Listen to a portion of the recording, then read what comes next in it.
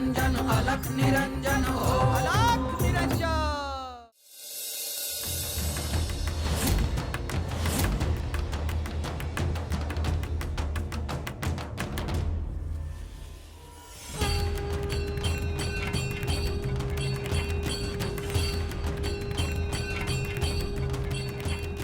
कानिब आपण नागनाथच्या गावात जाऊन येऊया।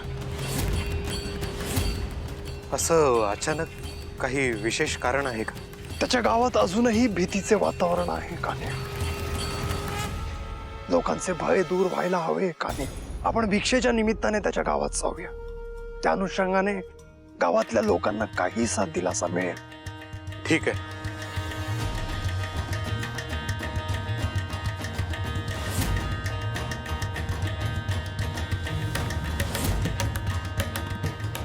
चला।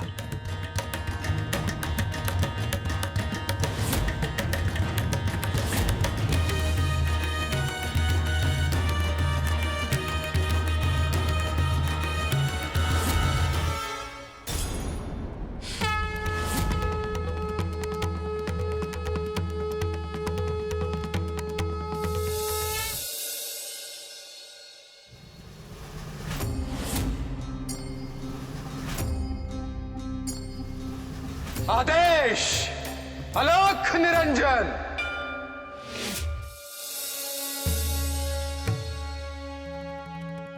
तुमच्या गावाच्या हितासाठी नागनाथ जे कार्य करतो आहे त्या कार्यात तुम्ही सगळ्यांनी त्याच्या पाठीशी उभं राहायला हवं।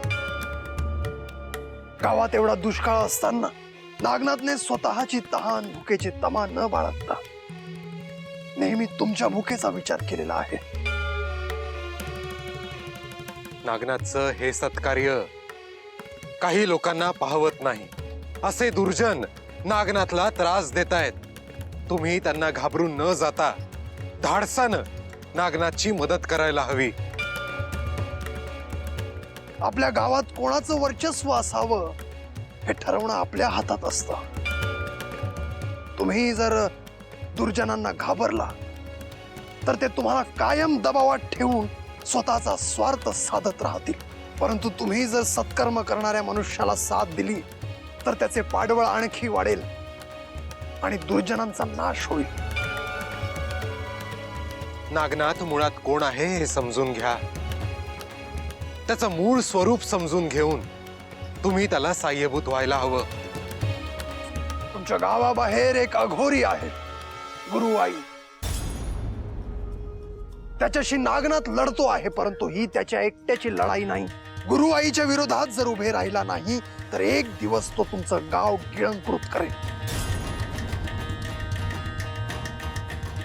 त्यामुळे तुम्ही सगळ्यांनी धाडस दाखवा आणि दुष्टांचा विरोध करा।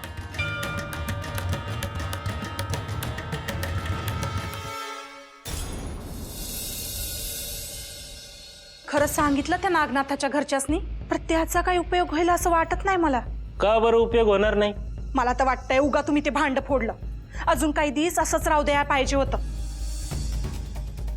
अगं गिरजे, तुला कळत कसं नाही?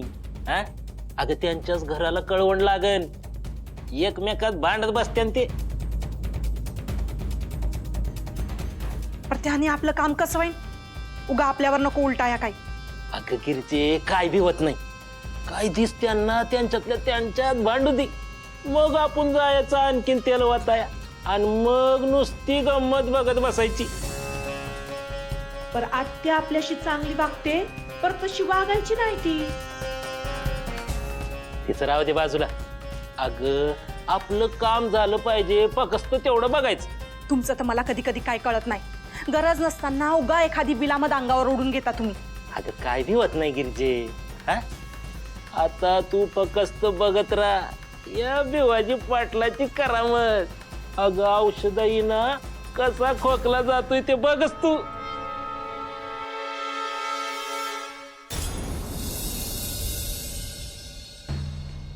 अव त्या नागनाथच्या घरी काहीतरी गडबड चालू आहे हो।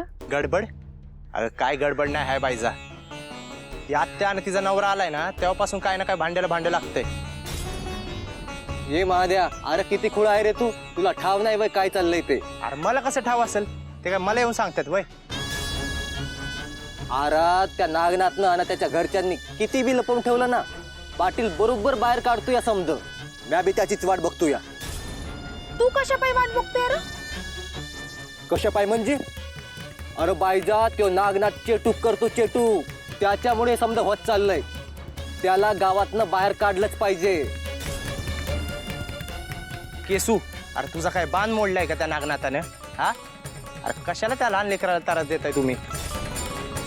अरे आम्हाला त्रास होतो म्हणून देतो, तुम्हाला बी कळलं एक दिस.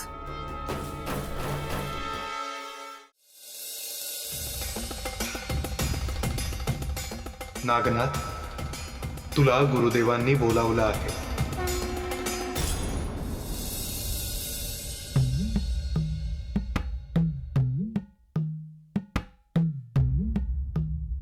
आई, मी जरा जाऊन येतो. आता तू कुठे निघालास? जालिंदरनाथांनी मला भेटायला बोलवलंय.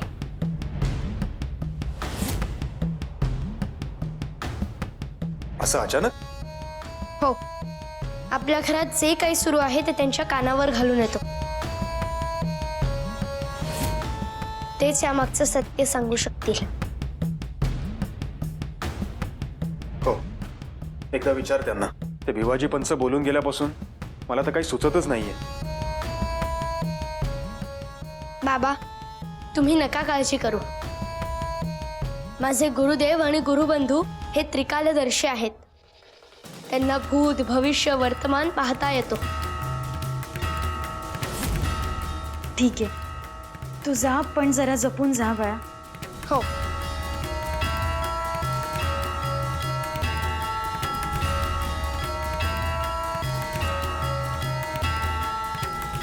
ह्याच्या गुरूंनी जर ह्याला सत्य सांगितलं तर, पण खरं काय आहे ते त्यांना समजेल का? बघू आता तो आल्यावर काय होतं ते.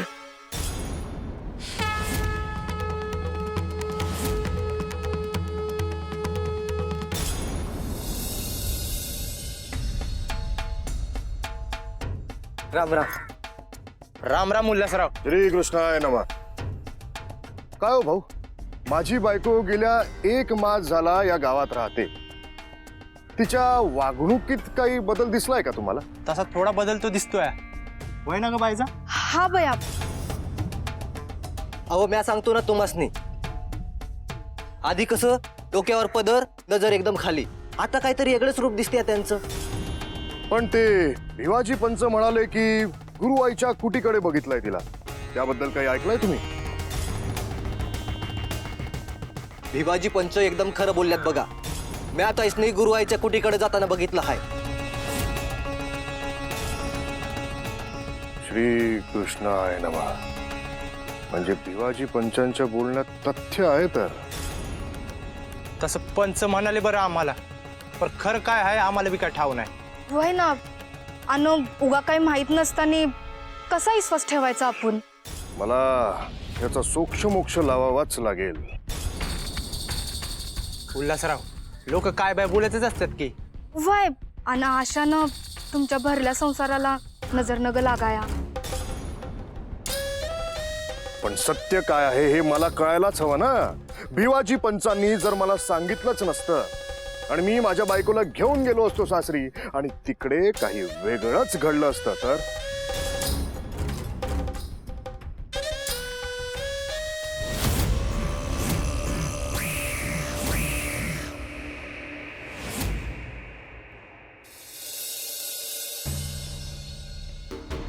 गुरुदेव, नागनाथला संकेत दिला आहे.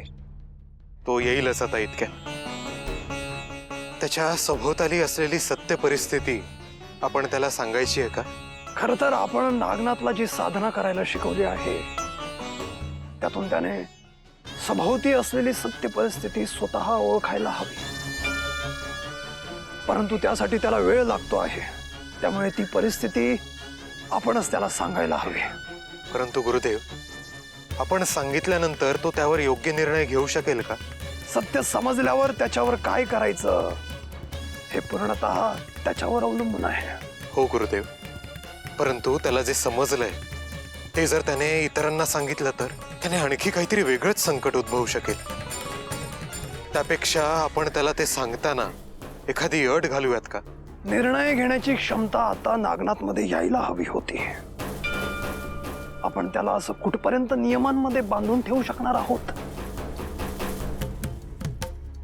तरीही गुरुदेव, मला असं वाटतं की आपण त्याला अट घालूयात की त्याने सत्य इतर कोणालाही सांगू नये.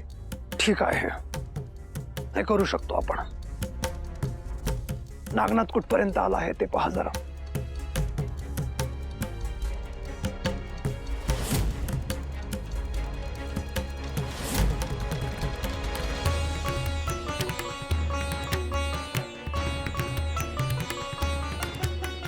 गुरुदेव, नागनाथ पोचतोच आहे.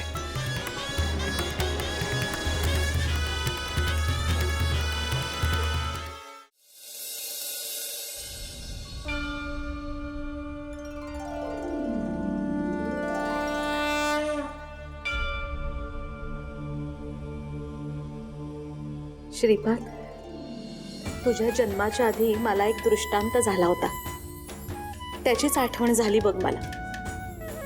हो का? कोणता दृष्टांत? मी आणि तुझे बाबा ना एका गुहेत जात होतो.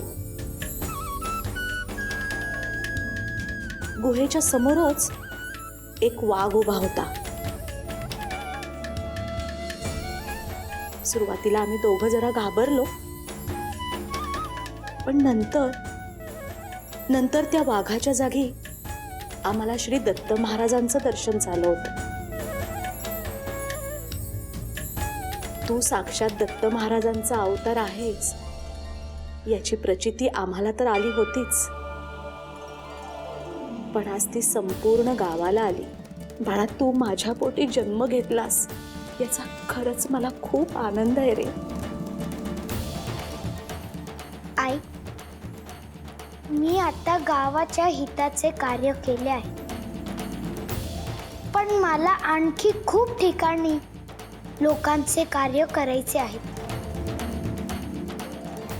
तू आम्हाला सोडून जाणार? आई, आपण आता ह्या विषयावर बोलू नये. अजून त्या गोष्टीला खूप वेळ आहे. बर, मग मला एक तरी करू देत बाळा.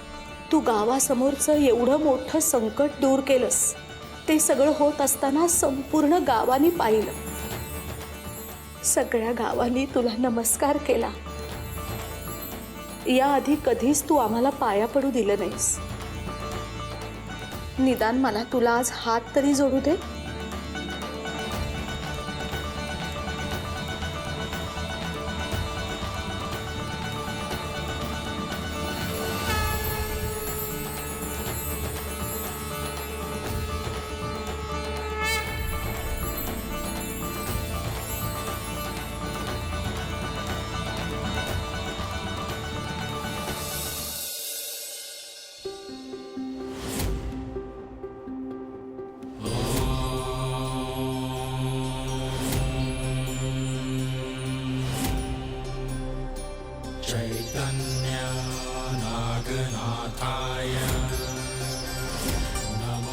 शुभम भवतु.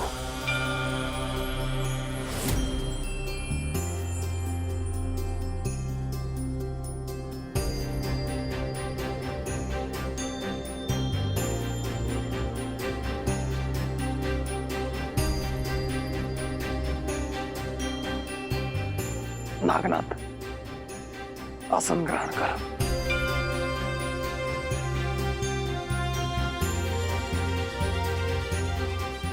गुरुदेव, आपण मला बोलवलत असा संकेत मिळाला. होय, गुरुदेवांच्या आज्ञेनुसार मी तुला तसा संकेत पाठवला होता. गुरुदेव, माझ्या मनात काही प्रश्न आहेत. निसंकोचपणे विचार. माझी आत्या घरी आल्यापासून काहीशी विचित्र वागते. तिच्या खोलीत विशिष्ट प्रकारचा गंध देखील येतो आणि सापाची कात देखील सापडली तिथे.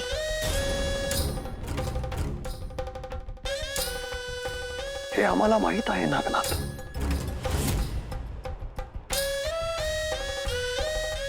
उल्हास काका घरी आल्यावर त्यांना देखील तिने ओळखलं नाही. मग पाटील म्हणाले की सर्व त्याला गुरुआईच्या कुटीत पाहिलं म्हणून. या सगळ्याने मनात संभ्रम निर्माण झालेत. सत्य काय आहे गुरुदेव? तुझ्या घरात पद्मिनी शिवाय अजून एक नागिन राहते.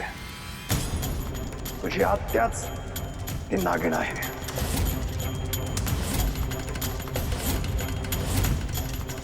नागिण? माझी आत्या नागिण आहे? तुझी आत्या नाही. गुरुआईने एका नागिणीला वश केलं होतं आणि तुझ्या आत्याच्या रूपात तिला तुझ्या घरी पाठवलं.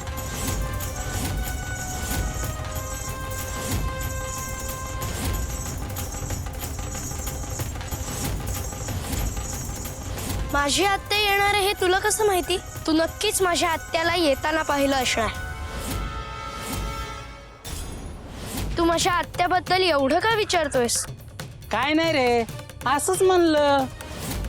ही कोण आहे? अरे तुमची ताई तर तिथं गुरुआईच्या कुटीत आहे. मी तर इथेच आहे. मी तुम्हाला पाहिलं होतं गुरुआईच्या कुटीमध्ये.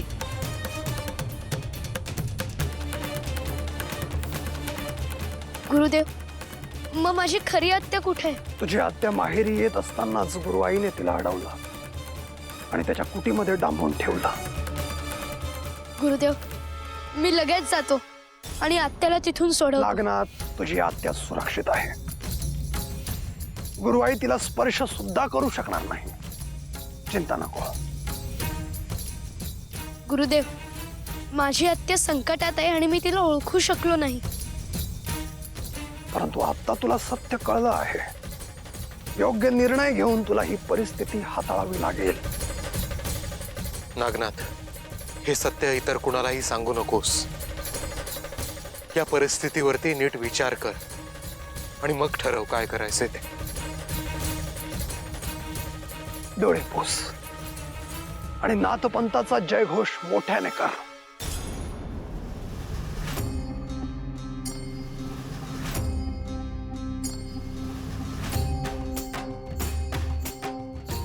आदेश! आदेश!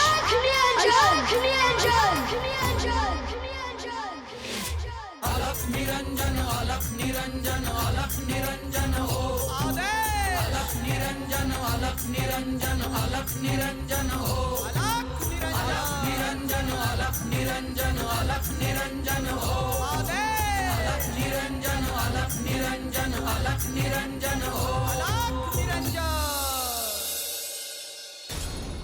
अरे तुम्ही गावात काय नुसता झोपा काढता वैर? अरे आपल्या गावात काय चाललंय हे डोळे झाकून नुसतं बघत राहता.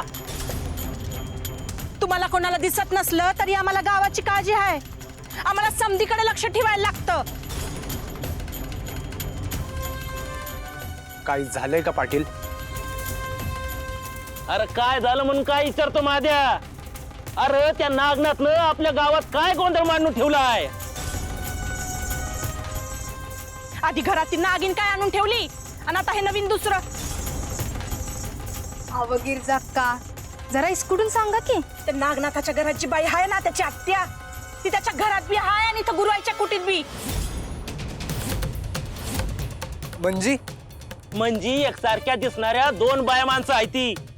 अरे त्या नागनाथच्या घरच्यासनी बी कळना कोण खरी आहे आणि कोण खोटी. हे म्हणजे विपरीतच आहे म्हणायचं. विपरीतच आहे. अरे तो नागनाथ काय बाय चेटूक करतो आणि आपण असं गपगुमान राहायचो. पर असं कसं व्हायचं?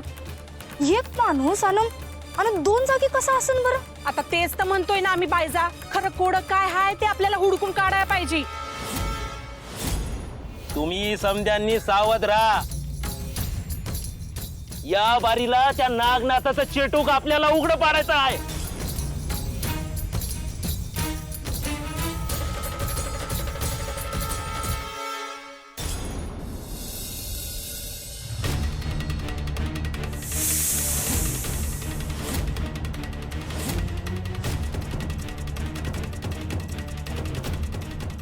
आलास तू?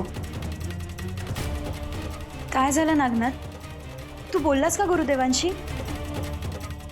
तुझ्या घरात पद्मिनी शिवाय अजून एक नागिन राहते. तुझी आत्याच ती नागिन आहे.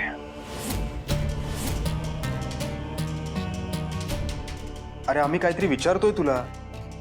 बाबा, जालिंदरनाथांनी मला सगळं सत्य सांगितलंय.